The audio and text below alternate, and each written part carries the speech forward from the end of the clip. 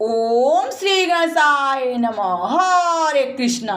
राधे राधे। मैं कुसुम सिंह छतनाड़ी आप सभी का अपने चैनल शिव शक्ति में हार्दिक स्वागत करती हूँ।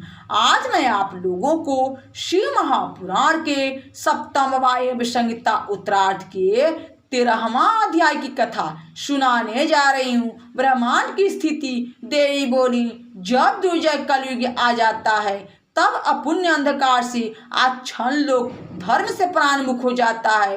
वनाचार छिड़ोकर वर्ण संकर धर्म उपस्थित हो जाता है। सारे अधिकार संदिग्ध हो जाते हैं और निश्चय के विपरीत होता है। जब गुरु शिष्य के क्रम बिगड़ जाते हैं, उपदेश के बिना लोग नष्ट होने लगते हैं, तब हे महेश्वर किस उपाय से तुम्हारे भक्त मुक्त होते हैं? महादेव जी ने कहा, तब उस मेरी पंचाक्षरी विद्या को हृदय में धारण कर भक्ति से भवित आत्मा मनुष्य कलयुग में मुक्त होते हैं। मन, वाणी और कर्म से जो दोष करने, कहने और स्मरण करने से अगोचर हैं, जो दूषित, कृतघ्न, निर्दय, छलात्मा और कुटिल हैं, वे मुझ में मन लगा भक्ति करने से मुक्त हो जाते हैं, क्योंकि मेरी पंचाक्षरी विद्या संसार के भय से तारने वाली है।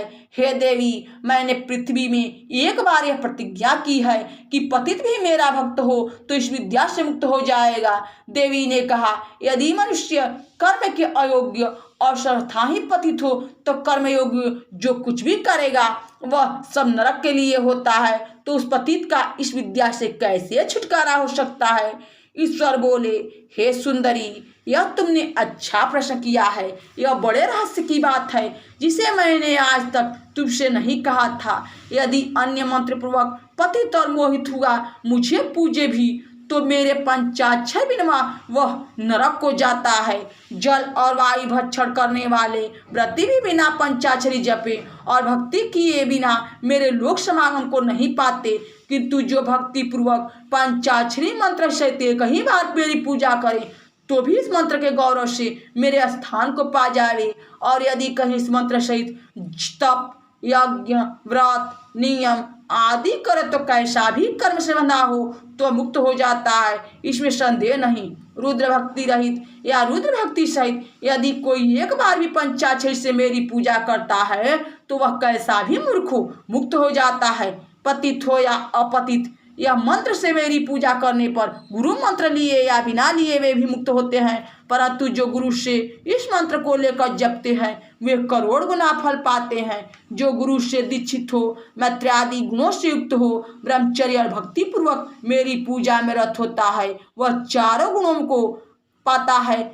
अधिक क्या कहूँ, मेरे इस पंचाक्षरी मंत्र में प्रीति करने वाले सबसे श्रेष्ठ हैं, क्योंकि पंचाक्षरी के प्रभाव से ही सबकी स्थिति है। प्रलय में तो सब नष्ट हो ही जाते हैं। जब अस्थावर जंगम सारा जगत नष्ट होकर प्रकृति में लीन हो जाता है तब एक मैं ही स्थित रहता हूँ, अन्य कोई नहीं। वेद शास्त्र सभी पंचाक्षर में स्थित रहते हैं। फिर प्रकृति और आत्मा के भेद से सृष्टि होती है और उस समय नारायण महामाया शरीर धारण कर शैया पर शयन करने लग जाते हैं। तब उनकी नाभि कमल से पंचमुख ब्रह्मा जी त्रिलोकी की रचना करना चाहते हैं, परंतु जब उसके करने में असफल हुए तो सर्वप्रथम वे केवल अपने 10 मानसी पुत्रों को जो मुनि थे उत्पन्न किए। तब उनकी सिद्धि की वृद्धि के लिए पितामह ने मुझसे कहा, हे महादेव जी, हे महेश्वर, मेरे पुत्रों को शक्ति दीजिए। मैंने उन्हें पंचाक्षरी का उपदेश दिया। ब्रह्मा जी ने उसे अपने 5 मुखों से ग्रहण किया। वाच्यवाचक भेद से मुझे महेश्वर जाना। फिर मैंने प्रजापति के पुत्रों के लिए उनका विविध प्रयोग बतलाया और सिद्ध मंत्र युक्त किया तथा उनका अर्थवाद बतलाया। उसे पाकर उसी मंत्र के मार्ग से ब्रह्मा जी शिवराधना करने लगे। मेरु के मनोहर शिखर पर मुंजवन में जाकर उन्होंने ऋषि सृष्टि की इच्छा की। हजारों वर्ष तक उन्होंने वायु भक्षण कर महातप किया। तब प्रकट होकर मैंने उन्हें ऋषि छंद, नल बीज, शक्ति देवता, व्यास सटंग, दिगम और संपूर्ण विनियोग दिया, जिसे पाकर उन्होंने मानव सृष्टि का विस्तार किया। इस विद्या में पहले 9 फिर सिवाय कहना योग्य है। यह पंचाक्षरी वेद शास्त्र सबका शिरोभूत है। यह संपूर्ण शब्दों को उत्पन्न करने वाला बीज है, जो सर्वप्रथम मेरे ही मुख से निकला होने के कारण मेरा ही वाचक है। इस पर परम सुंदरी विद्या के सुवर्ण स्फुरित 5 वर्ण है, जो पीले, काले, धूम्र, स्वर्ण और रक्त वर्ण के हैं, जिन्हें हिंदुवाद से पृथक प्रयुक्त करना योग्य है। इसके इंद्र, रुद्र, हरि, ब्रह्मा और स्कंद ये 5 देवता हैं। इस मूल विद्या का जो शिव और पंचाक्षर सूत्र है, इसका शिवरूप नाम जपे, क्योंकि यह मेरा हृदय है। अतः इस मंत्र से मन, वाणी और काया से मेरा अर्चन, जप और होम आदि करें।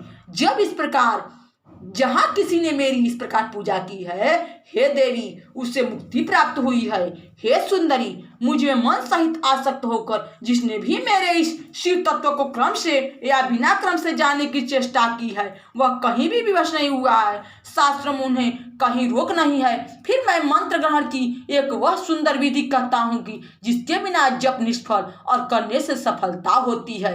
यहाँ शिव महापुराण के 7वें वायव्य संहिता उत्तरार्ध के 13वां अध्याय की कथा समाप्त हुई। बोलो शंकर भगवान की जय, मैया भवानी की जय। हरे कृष्णा, राधे राधे।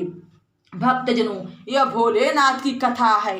कम से कम कमेंट बॉक्स में हर हर महादेव तो लिखा कीजिए, जिससे भोलेनाथ कृपा आप सभी पर सदैव बनी रहे।